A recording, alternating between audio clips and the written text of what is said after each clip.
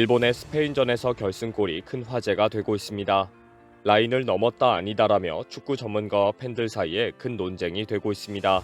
이미 결과는 나왔고 일본은 16강 진출, 독일은 2대회 연속 탈락이라는 기록을 세웠습니다. 그럼에도 SNS에서는 일본의 결승골 논쟁은 시끄럽습니다. 독일 팀이 그대로 받아들였는데도 항의가 계속되고 있습니다. 독일의 2대회 연속 탈락을 믿을 수 없다는 좌절에서 나온 사태로 보입니다. 카타르 월드컵 2조 마지막 경기에서 일본이 스페인의 2대1 역전승을 거두면서 독일은 결국 탈락의 고배를 들었습니다. 2승 1패가 된 일본이 조 1위를 확정하며 아시아팀으로는 처음으로 2대회 연속 16강의 대기록을 썼습니다. 독일은 스페인과 나란히 1승 1무 1패로 승점 4점 동률을 이뤘으나 골득실에서 뒤져 조 3위로 탈락했습니다. 그런데 경기 종료 후 후반 6분에 나온 결승골이 큰 논란이 되고 있습니다. 왼쪽으로 흘러가는 공에 미토마 카오루가 달려들어 라인 끝부분에서 크로스를 올렸고 이를 문전에서 다나카 아오가 뛰어들면서 득점으로 연결했기 때문입니다. 그러나 미토마가 크로스를 올린 순간 공이 라인을 벗어났다는 판정이 나왔지만 이어진 VAR 판독 결과 라인을 벗어나지 않았다면서 득점으로 인정되었습니다. 판독 결과에도 불구하고 화면으로 보여진 공은 라인을 벗어난 것처럼 보였고 독일 축구 팬들의 항의가 쏟아지고 있는 것입니다. 영국 BBC도 캡처 사진을 올리면서 인이냐 아웃이냐 라고 의문을 제기했습니다. 만일 일본이 스페인과 1대1로 경기를 마치고 독일이 그대로 4대2로 승리했다면 16강에는 스페인과 독일이 올라가게 됩니다. 이번 대회 공인구인 알릴라는 공 안에 있는 센서가 공 위치 정보를 측정하고 이를 VAR실로 보냅니다. 이 센서로 미세한 오프사이드까지 다 잡아내고 있기 때문에 VAR 판독 결과에 대해 모두들 큰 문제를 삼지는 않고 있습니다. 지난달 29일 경기에서는 크리스티아누 호날두가 마치 자신이 헤딩골을 넣은 것처럼 크로스되어 날아오는 공을 향해 점프했다가 세리머니까지 했지만 알릴라 센서 분석 결과 머리와 접촉이 없었다며 크로스를 올린 선수의 골로 기록되기도 했습니다.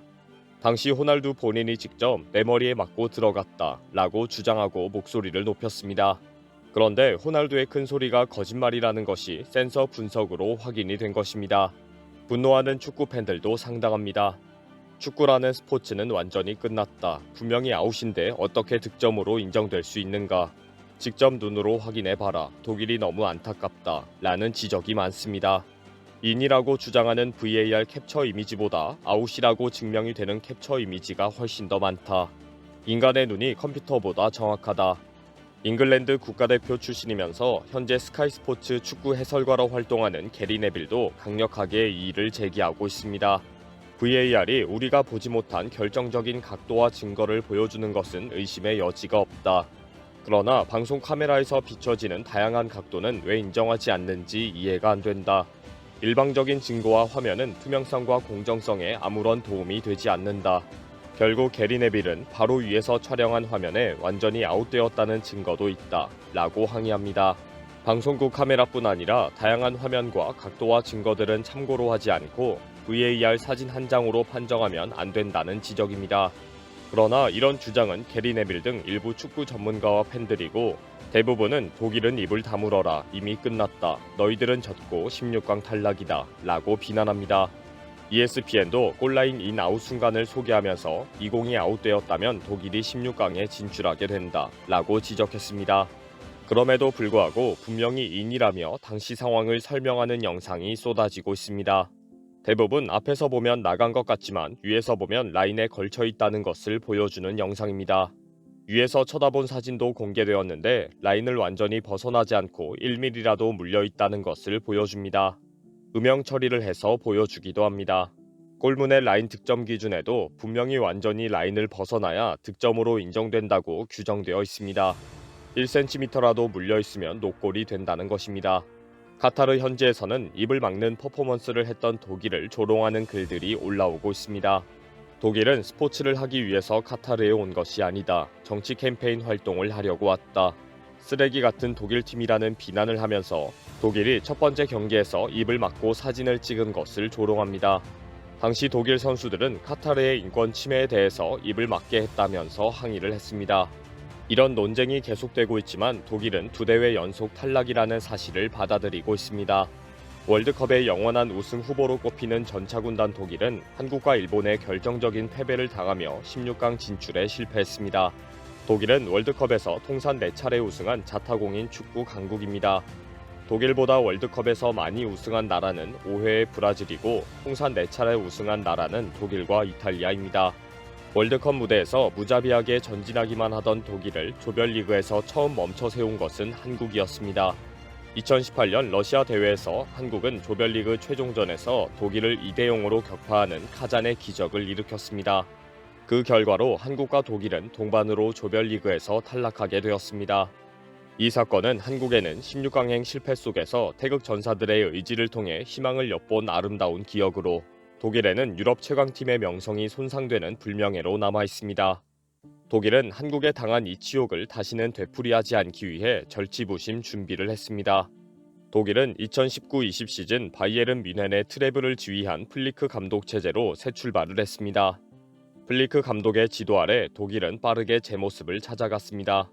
저말 무시할라, 유스파 무코코 등 10대 영건들이 대표팀에 안착하며 세대 교체의 중심에 섰습니다. 젊은 피를 바탕으로 독일은 유럽 예선을 여유롭게 통과하며 개최국 카타르를 제외하고 가장 먼저 이번 월드컵 본선행 티켓을 따내는 경사를 누렸습니다. 하지만 독일은 또 동아시아의 복병에 무릎을 꿇고 말았고 한국에 당한 악몽을 다시 기억하게 되었습니다.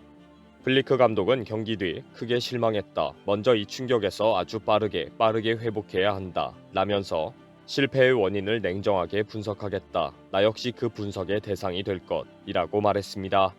독일과 함께 피파 랭킹 2위인 벨기에도 예선 탈락을 했습니다. 특히 대한민국과 가나 경기에서 추가 시간에 우리나라의 코너킥 기회를 빼앗고 항의하는 벤투 감독에게 레드카드까지 준 영국의 앤서니 테일러 주심이 벨기에와 크로아티아 경기도 예정보다 일찍 끝내버렸습니다. 종료 직전 벨기에가 역습을 펼치는 상황에서 테일러 주심은 TV 중계에 나온 시간을 기준으로 5초 정도 경기를 일찍 끝냈습니다. 경기를 중계하던 박문성 해설위원이 10초가 남았는데 종료 휘슬을 부네요 라고 놀랄 정도였습니다. 16강 진출을 위해선 크로아티아를 반드시 꺾어야 하는 벨기에는 역습 찬스에 종료 휘슬을 불어버리니 당연히 안타까워할 수밖에 없는 상황이 되었습니다. 테일러 주심의 이런 행태는 영국에서도 테일러는 항상 자신이 주목받는 것을 즐기고 있다 라는 비난을 받고 있습니다. 이변이 계속 나오는 최종전에서 한국이 다시 이변의 주인공이 될 것으로 믿습니다. 지난 러시아 월드컵에서 한국이 독일을 2대0으로 이겼듯이 포르투갈을 2대0으로 이기기를 기원합니다. 물론 우루과이가 가나를 반드시 잡아주어야 합니다. 경우의 수를 따져야 하는 입장이지만 새로운 도하의 기적을 쓸 것을 기대합니다. 이번 영상은 여기서 마치겠습니다. 시청해주셔서 감사합니다.